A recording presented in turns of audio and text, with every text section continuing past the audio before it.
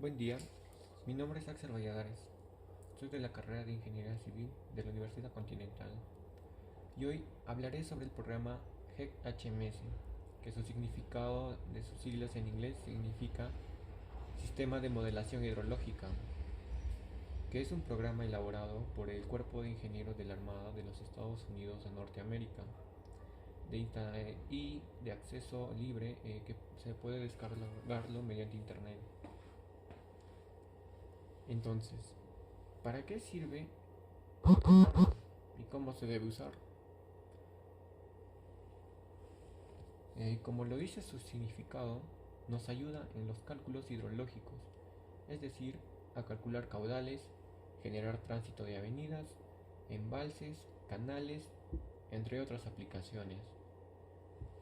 Lo que requiere este programa para empezar a modelar, primero debe contar con los parámetros morfológicos de la cuenca, como por ejemplo el área en kilómetros cuadrados, la longitud del río principal, el desnivel y la pendiente de la cuenca.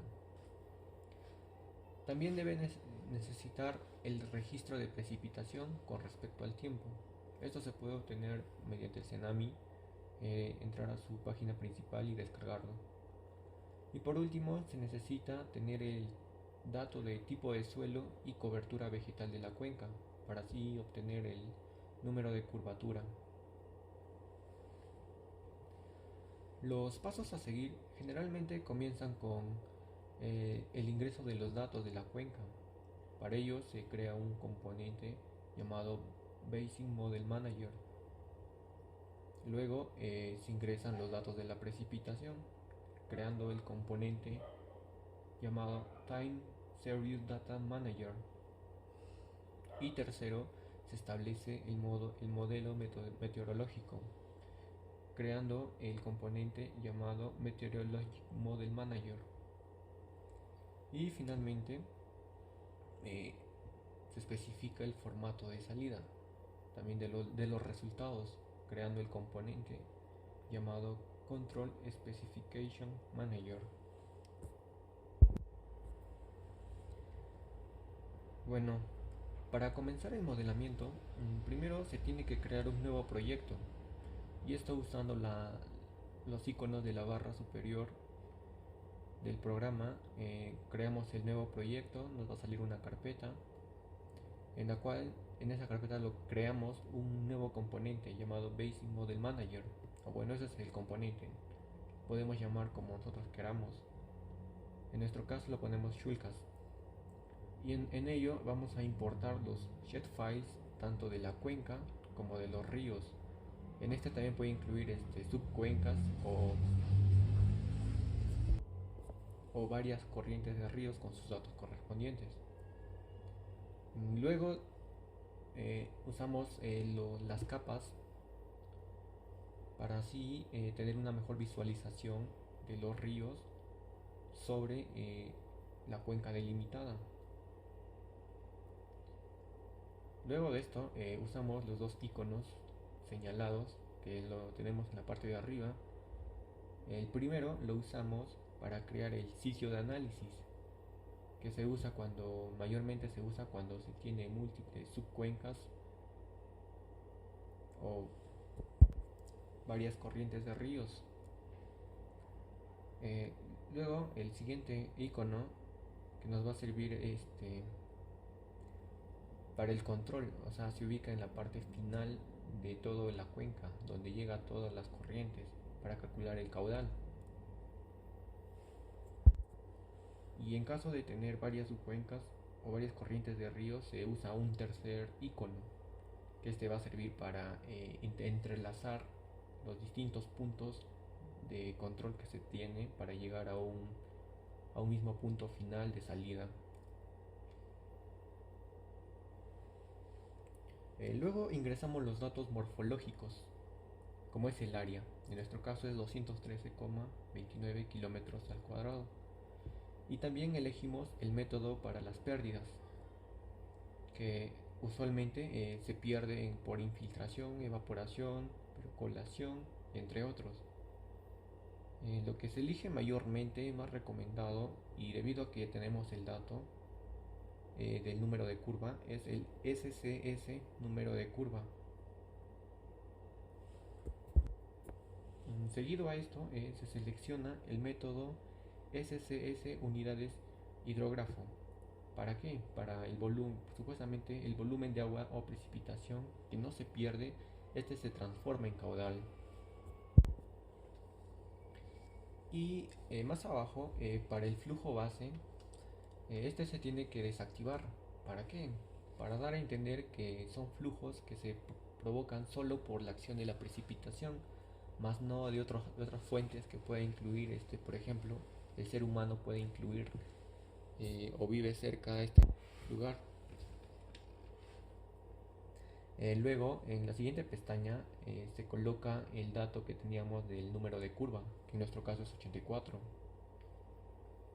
Y pasando a la siguiente pestaña, para el tiempo de retorno se usa una fórmula. Es esta la fórmula que depende de la longitud del cauce principal, el desnivel y la pendiente de la cuenca, donde operando podemos obtener el tiempo de concentración que nos resulta 163,77 minutos. Y esto resolviendo podemos tener el tiempo de retardo, que es lo que nos importa, 98,26 minutos. Bueno, para el segundo paso necesitamos crear el componente de precipitación y tiempo. En aquí es donde se colocan los datos obtenidos por el Cenami. En nuestro caso lo usamos de la estación Huaytapallana. Entonces se seleccionan las unidades, milímetros, y el intervalo que como nos dieron, como conseguimos los datos es al día. Luego se tiene que ajustar las fechas y la hora de las que tenemos los datos para ingresarlos. Y en la siguiente pestaña automáticamente se nos va a crear los espacios según los intervalos de fecha y hora que pusimos anteriormente. Y el programa en sí nos facilita con la función de copiar y pegarlo todos los datos o columnas de precipitación que tenemos en el Excel. Y seguido a esto, en la siguiente pestaña se puede verificar con el gráfico de hietograma en función del tiempo y precipitación. Para el tercer paso, necesitamos crear el componente de modelo meteorológico. Y en aquí seleccionamos la inclusión de una de nuestra cuenca Shulkas. Como tenemos el nombre es Basic Model, activamos así, le decimos que si queremos correlacionar. Y en la siguiente pestaña necesitamos que los datos de precipitación se correlacionen con la cuenca en sí. Entonces nos vamos con el nombre de subcuenca, lo relacionamos con el único dato que tenemos, con precipitaciones. Esto en el caso de que se opere en cuencas grandes y se tengan ríos, subcuencas o varias corrientes de ríos, obviamente vamos a tener varios datos, entonces esto tenemos que correlacionar según corresponda para que el programa no cometa errores en este procedimiento. Luego, para el cuarto componente necesitamos crear la especificación de control y nos da la opción de colocar las fechas y horas que se quiere consultar. Entonces aquí nosotros colocamos las mismas fechas de que ingresamos, que es el de fecha de inicio. Entonces la fecha de inicio tenemos el 31 de mayo del 2004 a la hora de 0 horas y un tiempo de final del 1 de junio del 2014 con el tiempo de 0 horas y un intervalo de un día. Esto prácticamente es la misma fecha que ingresamos para las precipitaciones. Y luego finalmente se tiene que correr el programa creando la simulación para obtener los resultados. Un dato importante es que el programa en sí, cuando tú corres el simulador, si es que se detecta un error de los datos ingresados o resultados que pueden alterar o son alterados, el programa en sí lo especificará en su leyenda con letras rojas, te dirá dónde está el error y qué tienes que corregir. Bueno, esto es una facilidad que nos puede dar el programa. Luego, una vez completado, que ya nos aceptó el programa, se visualizará en las pestañas de resultados donde podemos obtener la tabla donde nos muestra el caudal pico máximo, que en nuestro caso es 2.8 metros cúbicos sobre segundo, que tiene que obedecer un periodo de retorno escogido por el operador y con un tiempo de registro el 16 de febrero del 2010 y un volumen acumulado de 7536,23 milímetros. Otro dato que podemos obtener es el hietograma, como se observa en la parte superior. El de color rojo son las pérdidas de precipitación que logran llegar hasta 5 milímetros el primer año, y también se tiene que la escorrentía que logra alcanzar hasta los 40 milímetros, bueno, de esto dentro del periodo de registro que es de 10 años. Y en la parte inferior nos muestra el hidrograma, donde se aprecia el comportamiento del caudal del cauce en el momento o en el mismo periodo de tiempo, 10 años. Y finalmente tenemos la tabla de acumulación de precipitaciones, en donde se tienen los volúmenes acumulados durante los 10 años y alcanzando un máximo de 7.567,45 milímetros de volumen para el año 2014, el año final. Y bueno, hasta aquí la explicación de en qué consiste y cómo es el procedimiento para el modelamiento hidrológico usando el programa GKHMS. Una forma sencilla y básica cuando se tiene un tramo de la cuenca. Y pues los invito a seguir explorando el programa, ya que cuando se trabaja con cuencas más extensas, con varios tramos de ríos, bueno, se requiere entrelazar, y ahí es donde se emplea el resto de las opciones que tiene este programa. Bueno, ahora tenemos las conclusiones. Bueno, que podemos decir que el ArcGIS facilita la delimitación de la cuenca con una exactitud más aguda, ya que este trabaja con curvas de nivel desde un formato DEM que nos brinda el Ministerio de Ambiente. También podemos decir que el ArcGIS nos brindó un área total de subcuenca de 213,29 km al cuadrado y un perímetro de 80,53 km. También podemos decir que el sistema FASTETher es una metodología ampliamente utilizada para la descripción de la topología de cuencas. Además, describe la anatomía regional de una red hidrográfica de drenaje utilizando una codificación jerarquizada de dígitos decimales. Ahora, cambiando de programa, podemos decir que el HidroESA se utiliza para hacer proyecciones de 5 años como mínimo.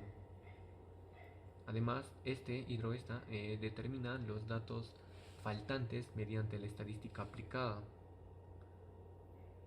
Y también en los resultados podemos decir que se obtuvo una media de 12,56, una variación de 4,45 y una desviación estándar de 4,1, siendo los parámetros estadísticos tomados de la base de datos de la precipitación descargados de la CENAMI.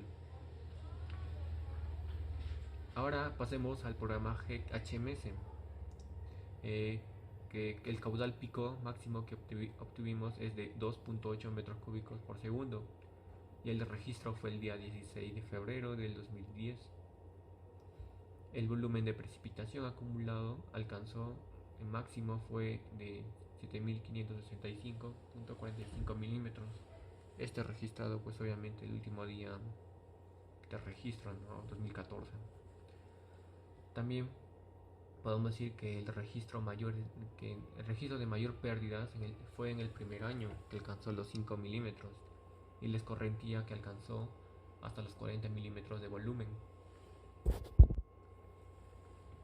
Bueno, ahora en referencias, nosotros consultamos libros donde describen el programa, el funcionamiento básico desde el inicio a fin del programa, y también complementariamente libros que nos ayuden a conocer los fundamentos de la hidrología, como por ejemplo tenemos a Chereke Wender con el libro de Hidrología para estudiantes de Ingeniería Civil, volumen 1 de Lima, de la PUC, publicada en 2005. También tenemos a Costa, Marcel y Manson Jordi con el libro Conocer las nubes, ubicadas en Cataluña, la serie Planeta Vivo, el año de publicación 2015. Tenemos a Martín Javier con el libro del lenguaje de las nubes, es de Vigo, España, de la Universidad de Vigo, publicado en 2018. Tenemos la siguiente fuente de Mundial, con el título Organización Meteorológica, donde te da una guía de identificación de nubes, ubicada en España. No se conocen los autores, pero es del año 2017, la fecha de publicación. Y bueno, tenemos los tres softwares que usamos para este trabajo en sí, con la fecha de consulta 25 de junio del 2020.